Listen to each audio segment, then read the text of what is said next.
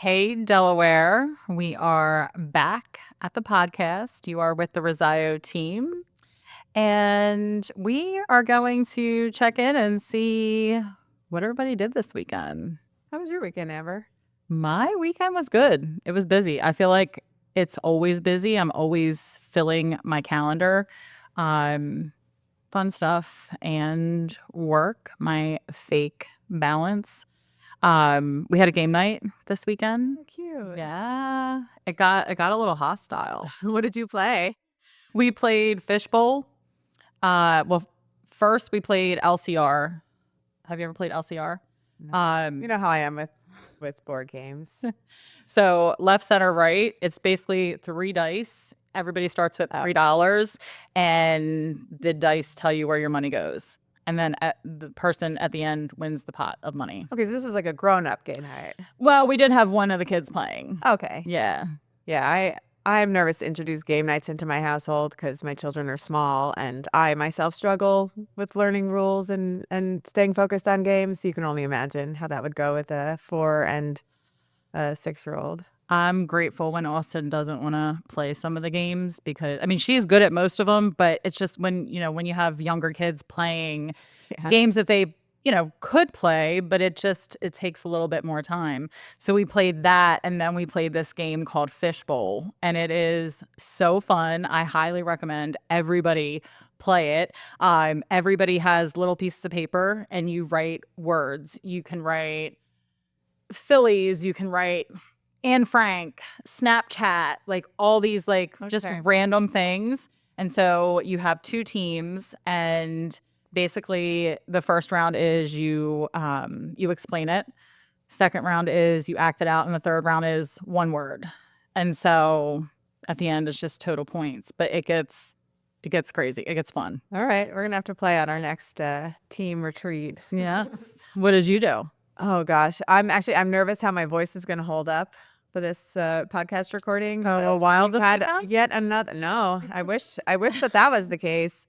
Maybe just from scolding my children, and of course another sickness making its way through our house. So it got my youngest, who today is his 4th birthday. Birthday Augie? Yeah, he's a big boy. He's so cute. And it's gotten me, and I'm like on the tail end of it, but I just don't really have much of a voice. But my oldest, my 6-year-old, she tends to have like a really strong immune system, and she's already been sick a few times, so knock on wood. But we spent yesterday making cupcakes, wearing masks, making cupcakes. We were very excited to bring the cupcakes to school. And then this morning we brought them to his preschool, and we're told that we can't have home-baked goods at the school, which is ridiculous because I've brought in many baked goods that I've made for like teacher parties and for like holiday parties at the school. So then I'm making my way here, and I had to like go and run, and I stopped at Trader Joe's and got like school safe cupcakes, and then I had to run back. And so I was a little dysregulated this morning, but we had a nice weekend, and the fun part was actually baking the cupcakes with them and washing our hands a million times. At least you got to do. Yeah, we do a lot of that stuff, but Silver linings. it was special. He took a lot of pride, and then he was baking his own birthday cupcakes. But tonight we're going to hibachi, which is Yes. my 4-year-old is really excited to get the lobster from the hibachi restaurant. Ooh. So we'll have to bring the cupcakes and share with our table. Augie's bougie. I like He it. is, and he can eat, and he'll eat his whole meal, and then he'll eat most of my meal too. It's an expensive lifestyle, having a kid who can eat. I love that. But yeah, it was a nice weekend. Nice. Yeah. Well, this podcast, we're going to talk about something interesting. I know we talked about social media last time, and we're going to talk about social media again. And we love our private groups, and just talking about the different things that come up in those groups. And we, in our office get, in these conversations about the comments or, the questions that go on in the group. And so these groups, I feel like we should clarify, there's a bunch of different groups that I know that we're all part of. I think the kind of the biggest one is mom Facebook groups. And there's also location specific groups. So there'll be like Wilmington groups and just relocating to Delaware groups. But we see a lot of these things in the mom groups, I feel like, people kind of looking for advice or coming with kind of brazen statements about the real estate industry. Yeah, I mean, and especially in the mom groups, because we're leaning on other moms. We trust trust Get other I moms get a lot of to advice there. give advice. We give advice, we get advice. So, a lot of people feel like they can confide in those groups. Absolutely. But we do see a lot of real estate ones come on and, they catch our eye and sometimes they get a little wild with the commentary. Not always the best place to get your advice. Yeah, yeah. Yeah. I mean, because you have a wide range of people, and just even, I mean, you go to dinner at a family's house, or you go to game night, and real estate comes up, or whatever it is, and everybody has their own opinion. But you have to keep in mind that everybody has had their own experience, and timing matters, and the different nuances. So one of the questions that came up was, should I buy a house now? There's, a lot of cons that I'm seeing or hearing. And the comments, there were some great comments. There were some comments that kind of fired me up. We were in here talking about it. The blatant comments of, no, you shouldn't, or, this was my experience and it was just negative. I don't know. I feel like that is just. And obviously, we are not objective. Like as realtors, our goal is always going to be to try to get someone to be in a position where they can buy a house. So we're always going to try to convince them that if you can, you should. But I think, especially on our team, since we are parents ourselves, and a lot of us, and we're pretty thoughtful people, we're going to try to give people educated advice and really evaluate their situations and point them in the right direction. And if they need to work on their credit, or they need to talk to a mortgage lender, which is usually the case, we're going to try to put them in that direction. But we're not just going to say, no, it's not a good time to buy a house. We're going to give reasons why. No. I think because we're in real estate, we can recognize that there are never two transactions or two family situations, moving situations that are exactly the same. So to just provide blanket advice based on your own personal anecdotal experience it's not advisable. We see so many different things and we tailor our advice based on the situation that individual is in. And maybe it's not a good time to buy for that individual. We don't tell everybody you should definitely buy a house, because there are situations where you shouldn't buy a house, or there are situations where you shouldn't sell your house. But to just assume that the masses on Facebook are going to be able to give you that advice tailored to your situation, it's probably not wise. Also, like, it's a moving target. Maybe it's not a great time for you to buy a house right now, but if we start building a relationship, then we can kind of hold your hand and check in with you, and then at some point it will be a good time for you to buy a house, and we're here and we know your story and we're ready to jump in and do our part. Yeah. And I think that's the thing, is like, it's a very personal decision. And also, I was saying, I speak on this because I was the one before I got into real estate, who was telling people, giving them bad advice. I specifically remember a scenario where my colleague's daughter was going to buy her first home, and I looked at her situation and compared it to my situation, and those who I knew who purchased a home and what they purchased their house for, what neighborhood it was in. And so I said to her and her dad at that time, I don't think this is, I think that house is overpriced. I don't think you should pay that much for that house. This is what I paid for mine. This is what so-and-so paid for theirs. Don't you know, she ended up buying that house. And then I ended up selling that house last year, and she made a ton of money off of that house. It was a great investment, and she purchased her new home from the proceeds of that house, which is a much bigger house in a much nicer neighborhood, and had money left over. And here I was giving her really bad advice, And that thinking was- I knew what I was talking That about. was before you were in the industry, right? That was before I was in the industry. So are you able to look back and kind of figure out how you would have guided her knowing what you know now? I mean, absolutely. But so I'm empathetic to, some of the comments, but just because I came from that place before as well, just not knowing, thinking I knew what I was talking about because of my own situation. But it's a huge no. Like, I've learned from that, right? Like, let's not do that, because I know what real estate has done for me and in owning a home. And I would hate to make a comment and stop someone from changing the trajectory of their life. Yeah.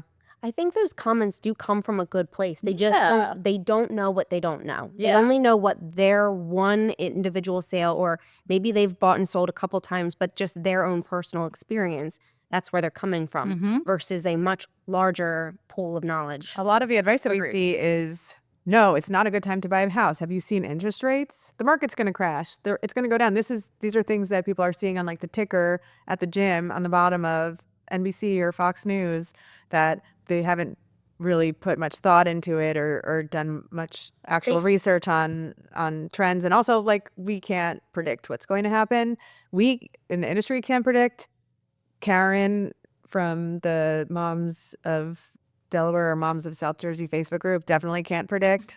So the best bet is not to go off of what a random person on Facebook is. Absolutely. I always tell everybody, I'm like, just talk to people, talk to a professional, talk to a realtor, talk to a lender, like see where you're at. Like, does it make sense for you to buy? It doesn't always make sense for you to buy. You also, like, you don't want to put yourself in a situation where maybe, I always tell my clients, I don't want you to be house poor. That is why I focus on what their monthly payment is. Yes, I'm not the lender. I don't handle the financial part of it, but I want my clients to know and understand the information and make good decisions and not get overly excited and put themselves in a bad position. And the thing that really fires me up, and I know I've sent you guys posts like this, is in some of the, especially like in like the relocating to Delaware Facebook group or some of the like location specific groups, people will post saying, hey, I'm living in New York and I want to move to Delaware and I want like this, and this. I want culture and walkability, and the comments will just be flooded with like, no, don't move to Wilmington. It's too dangerous. Or like some blanket statement about an area. No, don't move to Middletown. It's nothing but farmland, or it's overdeveloped, or something specific that's biased based on their own personal experience, or a lot of times based on something that they just have heard, like someone down in Sussex County talking about Wilmington being dangerous. They haven't even stepped foot in Wilmington in 15 years. Also, with Wilmington, I keep saying I'm going to make a video about this, but just clips of different parts of Wilmington, and like the title is going to be like, Wilmington is so bad, it's so awful. That's a good one. And there's all these beautiful parts of Wilmington. And because, especially if you're coming from out of state, people, sometimes the first thing in the conversation is, I don't want to be in Wilmington. Yeah. And I have to educate them and say, do you realize that Wilmington covers a lot of areas? There are how many zip codes that are technically Wilmington? 10. And some of the nicest, most prestigious areas of Delaware are considered Wilmington. So and people will most likely say like, oh my gosh, I didn't even realize that, I've had a couple clients who moved from out of state who very clearly said, I don't want to be in the city of Wilmington. And then we kind of looked at what they could get for their money in different parts of Newcastle County. And I've had 2 clients who have ended up in Wilmington after having this conversation, and are very happy, and they love it, and they have so much to do and great neighbors, and Yeah. that's my And situation. like you said about Middletown being overpopulated. And yes, there are parts of Middletown where it feels very congested. And that's a conversation, that we have with people that are interested in Middletown. But there's different parts of Middletown. Jeanette lives in Middletown, and you go to her house and it's like in the country, it's got that country vibe, and, her neighbors are pretty far away. And so just goes to show that, like, it matters, you know, specifically like where you're talking about. It's just, you can't generalize it. Also, location is so subjective. You Yeah. cannot base where your decision on where to live on somebody else's opinion or life experiences. Yours are going to be completely different. Yeah, don't rely on the comments section. The comment section gives a lot of good information as well. I mean, there's a lot of moms that give great information, a lot of professionals that comment with great information as well. But take that information and do your due diligence always. That's going to be always the best bet. I remember when, you know, back when I was considering buying my house, and my colleague had, you know, she was a homeowner, and I'm so grateful for her, because I really, like, I think back and get a little emotional. I'm like, oh my God, like that one person in my life, she like supported me and helping me like connect with people and like pushing me to like make the move to do it. And now it's just like, wow, if I didn't do that, where would I be? Like, I look at rents and I look at, you know, people struggling because they're, you know, the owner of the property is selling it, or they've increased the rent and things like that. And so I don't know. I think from my personal, you know, my story, my experience, and just being in the industry, purchasing real estate is mostly, you know, going to be a good decision, right? But if you're not in a good position to do it, then maybe not. Maybe you wait, but make a plan. Yeah, and my heart does go out to people who consult Facebook groups to get information, because I'm very much one of those people. When I moved to Delaware in 2020, I got a lot of great information about school districts, and I think we found our pediatrician and like a bunch of services that we've used from Facebook, and we had a realtor already, so I didn't have to worry about that. But now, as educated as I am, I was a homeowner, and then I went through a divorce this past year, and I'm now a renter. And I'm just thinking, in the next 12 months, I'm going to go through the process of becoming a homeowner again. If I didn't know what I know from being in this industry, I would absolutely be consulting Facebook and believing the things that these people are saying. And I might just do it just to see what kind of advice I get. But yeah, I know it's not easy and you don't know where to turn, but there are realtors who know this industry and who are not just trying to make a sale, who are trying to actually help people achieve their homeownership goals. And Also, can I just say, you can call us or DM us and tell us you're not making a move for 12 months, 24 months, and we'll still give you advice. We'll still talk to you. Actually what you should do. Yes. Because you should be working up to that and being prepared as possible, because preparation is the key to success. It sounds very cheesy, but preparation is key. Like, you have to prepare. And honestly, the more prepared you are, the more educated you are, the stronger of a buyer or a seller you're going to be when you get into the market. Because if you're a seller, your house is going to be prepared. You're going to be, you know, you're going to be hitting the market, and you're going to be looking great. If you're a buyer, you are now prepared because you talk to a lender and you put a plan in motion, and your credit score is higher than it was before, so you get a better rate. You've been on kind of their radar because maybe you need a little bit of assistance, and this grant popped up, and so they reached out to you because you're the perfect candidate, and now you've got some free money to help you get into a house in the price point that you want to be in. Mm-hmm. It'll just make the whole process less stressful, honestly. Yeah. So that's what you should do. You should reach out to us now, because people say that all the time. Like, I'm not ready now. I'm not ready now. Like, I don't want to bother you. Like, well, you're not bothering me. Like, I'm here to be of service. I'm here to help you.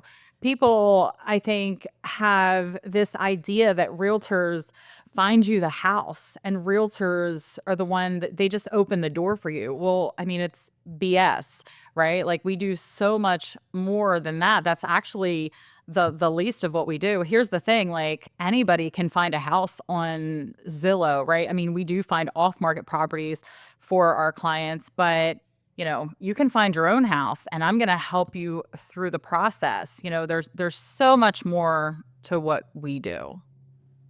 So what other crazy or surprising Facebook posts have you guys seen in these groups that Well, I'm going to bring up this one. It's a little bit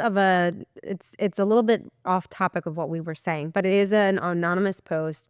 And the question is our real estate agent sketchy or am I overreacting? And it's a very long post, so I'm going to summarize.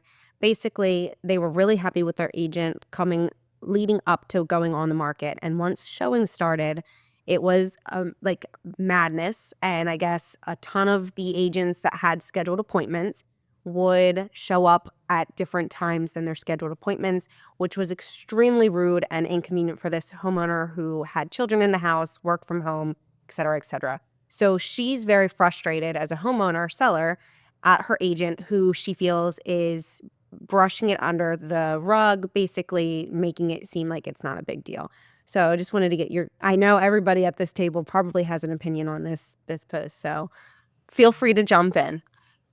I think it's definitely a big deal that she's violating her boundaries, as the seller's boundaries, the agent. There seems to be like a lack of communication. I don't know. I feel like I'm in the season of life where boundaries are super important, and she needs to have a conversation, I think, for sure, with her agent about. Yeah, absolutely. Yeah. I agree. I think a conversation is needed to find out where the disconnect is. Is there a lack of communication? Is she or he not putting, I guess. We have systems that Yeah, so I'm get thinking set up, like how much time are they allowing for the showing? And sometimes people overbook, maybe it's an hour or whatever. But regardless, I think that we need to find out like, all right, what's the issue here? Because that can happen, right? It does happen. You can't control other people if they show up early but your realtor should be the gatekeeper to they that. should be addressing it. They should be addressing it. And if it's an issue, immediately there needs to be notes. There needs to be emails sent out to people who have scheduled showings. This family is living in this house. You need to be, on time, whatever the information. Yeah, you can put in the agent remarks, please only come during your scheduled time. Well, yes, agreed. But we all know agents don't always read those remarks, which is why I would go like over the top with like emails and text messages like, hey, just so you know. Yeah, you can't over communicate in a situation like that. So I don't think the agent is being sketchy, but yeah, I wouldn't say sketchy. I definitely think that she's not doing her due diligence and fulfilling to fix the problem because she can't control it initially. Like she has no control whether those people show up at what time. She's just, or he hopes that they're going to follow the rules and come at the appropriate time. But once that happens, like I agree, you have to address it. What do you think, Kristen? I agree that initially it's outside of the control of the agent because yes, we only allow showings in the window that they have scheduled the showings. That's standard. And we all know that there are a lot of different levels of real estate agents out there, right? That we can't control. I've had agents not lock doors afterwards. So like the bare minimum skill set needed to do this job, they're just not doing it. But I do think that at the point where your client is very upset, there needs to be other steps taken to address the situation. There are things that you can do to control that. You can take the lockbox off the door. If you're working from home, I have a client that did that. They took the lockbox off the door and we only had showings on the weekend or in the evening. They put the lockbox back on the door so nobody was coming in while she was home. There's the extra step that the agent could take to call the other agents that are showing it and let them know, listen, I know I've had that happen where I've had to call agents and say, this is what we're seeing. I'm not accusing you of this. I'm telling you right now up front that this is my expectation and I need you to follow that. And most agents are very receptive to that. Yeah. So. We don't recommend that you block showings for a certain amount of time if you're working at home and take the lockbox off. We definitely want you to keep the lockbox on and just let as many showings come through as possible. For sure. And usually that's part of our lunch strategy. Yeah. And if, a client, has that like scheduling conflict, like we talk about that with them. Like obviously it's not ideal, but sometimes we need to work around that, because I'm always like, if you're not accepting a showing, then you're basically not accepting a potential offer. Yeah. But ultimately, your agent is literally an agent for you. So they're working for you. Any concerns you have should be brought to your agent, and they should be fixing the problem and making sure that they are representing you. Yeah. So, and if you're not happy with what your agent is doing for you, there are lots of us. True. Yeah, if you can find someone who's going to do what you need. Yeah. We all work differently. Yeah. So Absolutely. yeah. Well, on that note, thank you so much for tuning into That Delaware podcast. We'll see you next time. Thanks. Thank you for tuning in to another episode of That Delaware Podcast.